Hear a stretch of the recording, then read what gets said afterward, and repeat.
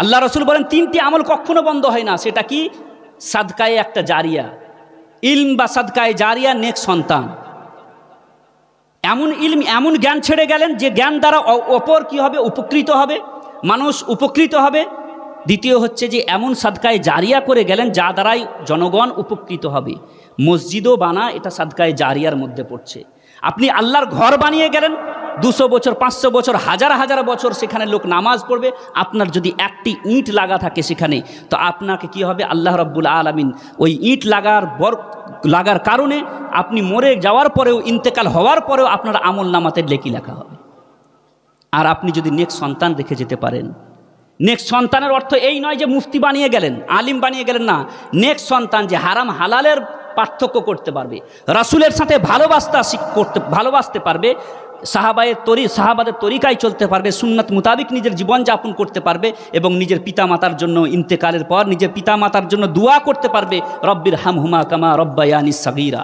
হে আল্লাহ, আমার পিতামাতার প্রতি রহম করো, যেমন সে আমাকে ছোট, যখন আমি শৈশবকালে ছিলাম, যখন আমার শিশু ছিলাম, তখন আমার প্রতি যেভাবে দয়া করেছিলেন, করুণা করেছিলেন, রহম করেছিলেন, আমার পিতামাতার প্রতিও জান্নাতে তুমি কবরে তুমি কি করো? রহম করো। এইরকম সন্তান ছেড়ে যান, তাহলে কি হবে? জীবন ধন্য হয়ে যাবে। নাহলে এত টাকা পয়সা, বাড়ি গাড়ি করে গেলেন, আর আপনি কবরে আপনি পরিত্রাণ পেলেন না, হাসরে পরিত্রাণ পেলেন না। কি দরকার? কি লাভ হলো? মানুষ মরে যায়, ইন্তেকাল করে যায়, কিন্তু মানুষের সাথে কি যায়? মানুষের সাথে কিছু যায় না, শুধু তার নেক আমল যায়। আল্লাহ রসুল বলেন, হে আমার সাহাবারা, তোমরা বলো যে তোমরা নিজের মালের চাইতে কি কেউ অপরের মালকে ভালোবাসো? সাহাবারা বললেন, না ইয়া রাসূলুল্লাহ, সবাই তো নিজের মালকে ভালোবাসে, অপরের মালকে কেউ ভালোবাসতে জানে না। আল্লাহ রসুল বলেন, তোমার মাল সেটাই যেটা তুমি খাওয়া দাওয়া করলে, তোমার মাল তো সেটাই তুমি খাওয়া দাওয়া করলে, আর যেটা পড়লে, আর যেটা আল্লাহর রাস্তায় ব্যয় করলে, সেটাই তোমার মাল। আর বাকি যত ধন সম্পদ তুমি ছেড়ে গেলে, এটা তোমার মাল নয়, বরং তোমার ওয়ারিসিনদের মাল।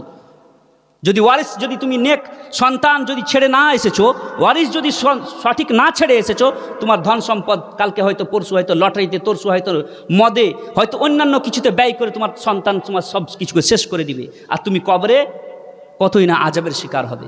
তো বিরাদরানে মিল্লাতে ইসলাম, যখন সময় আছে, সময় থাকতে আমাদেরকে কি করতে হবে?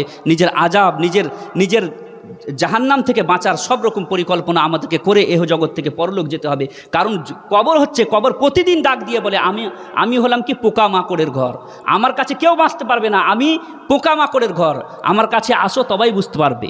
আরে যে মানুষ একটি থাপ্পড় খেতে পারে না, ইমাম গেজালি বলেন যে মানুষ একটি পুলিশের থাপ্পড় খেতে পারে না, একটি মশার কামড় খেতে পারে না, সে হাজার হাজার কোটি কোটি পোকামাকড়ের কামড় কিভাবে সহ্য করবে? বিরাদরানে মিল্লাতে ইসলামিয়া, সময় অনেক আছে, এখনও যদি আমরা তওবা করি, পশ্চিম দিক থেকে সূর্য এখনও উদয় হয়নি, এখনও তওবার দরজা খোলা আছে। আমাদেরকে তওবা করে আল্লাহ রাব্বুল আলামিনের দরবারে তওবা করে আমাদেরকে নেক হয়ে আল্লাহ রাব্বুল আলামিনের দরবারে সাফ হয়ে যেতে হবে, না হলে কিন্তু ভয়ঙ্কর আযাবের সম্মুখীন হতে হবে। যাই হোক, নিজের সন্তানদেরকে নেক বানান, নিজের সন্তানদেরকে রাসূলের প্রেম শিখান, নিজের সন্তানদেরকে আদর্শ শিখান, এবং শেষে বলি আধি রুটি খাও, বাচ্চোকে পড়াও। দরকার হলে একবেলা না খেয়ে থাকুন, বাড়ি গাড়ি জায়গা জমি বানাবার কোনো দরকার নেই। নিজের ছেলে মেয়েদেরকে উচ্চ শিক্ষায় শিক্ষিত করে বড় বড় জায়গায় পৌঁছান।